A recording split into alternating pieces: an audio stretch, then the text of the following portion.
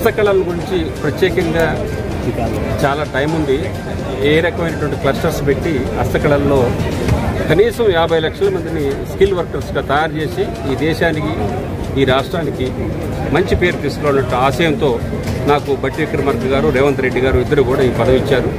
వారికి ముందుగా నా ఉదయపూర్వక ధన్యవాదాలు తెలియజేస్తూ ఉన్నాను. హస్తకళలు అంటేనే ఈ ప్రపంచంలో తెలంగాణ గుర్తుకొస్తుంది. తెలంగాణ అతి ప్రాచీనమైనటువంటి కళల్లో నిర్మల్ బొమ్మలు కానివ్వండి, కరీంనగర్ కానివ్వండి, నిన్నగాక మొన్ననే 17 కోట్ల రూపాయలు మల్టీనేషనల్ కంపెనీ అధినేత అంబానీ గారు మన దగ్గరకు వచ్చి ఈ వెండి ఐటమ్స్ అన్నీ కూడా తీసుకొని వెళ్ళారు.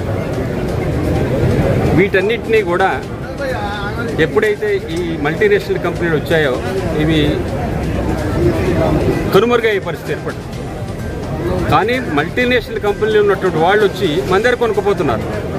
కాబట్టి దయచేసి మిత్రులారా, కొనుగోలు వ్యవస్థలో ఉన్నటువంటి ప్రజలు కానీ, ఈ కార్యక్రమానికి ఎవరైతే ఈ స్కిల్ డెవలప్మెంట్ నెట్వర్క్ ఉన్నదో వాళ్ళందరికీ సహకరించి కొన్ని లక్షల మంది సామాన్య ప్రజలకి జీవనోపాధి కల్పించవలసిందిగా మనవి చేసుకుంటూ, మీ ఆధ్వర్యంలో ఈ హస్తకళ నైపుణ్యాన్ని ఏ విధంగా ముందుకు తీసుకెళ్ళబోతున్నారు?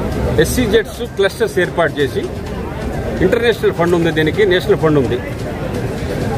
దీనికి ముఖ్యంగా మీడియా వాళ్ళు మాత్రమే సహకరించాలి. ఎందుకంటే ఇది అంతరించిపోతున్నటువంటి కళ.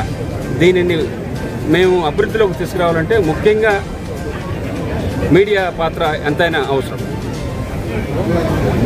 చరిత్రాత్మకమైనటువంటి కళలు భారతదేశంలో మన తెలంగాణలో ఉన్నాయి. వీటిని కనుమరుగు కానియకుండా కొత్త టెక్నాలజీతో కొన్ని లక్షల మందికి జీవనోపాధి చేయడానికి నేను, మా MD అయినటువంటి శైలజారామన్ గారు కూడా కంకణం కట్టుకొని పనిచేస్తాము. మాకు ఇచ్చినటువంటి ఈ పీరియడ్లో ఇవ్వాలన్నటువంటి ఎంతైతే ఉందో టర్నోవర్, దానికి 10 రెట్లు అదనంగా తయారు చేసి ఈ రాష్ట్రానికి, ఈ దేశానికి, ఈ ప్రపంచమే ఈ హస్తకళల వైపు చూసినట్టుగా ప్రయత్నం చేస్తానని మీ అందరికీ మనవి చేసుకుంటూ సెలవు తీసుకుంటున్నాను. ధన్యవాదాలు.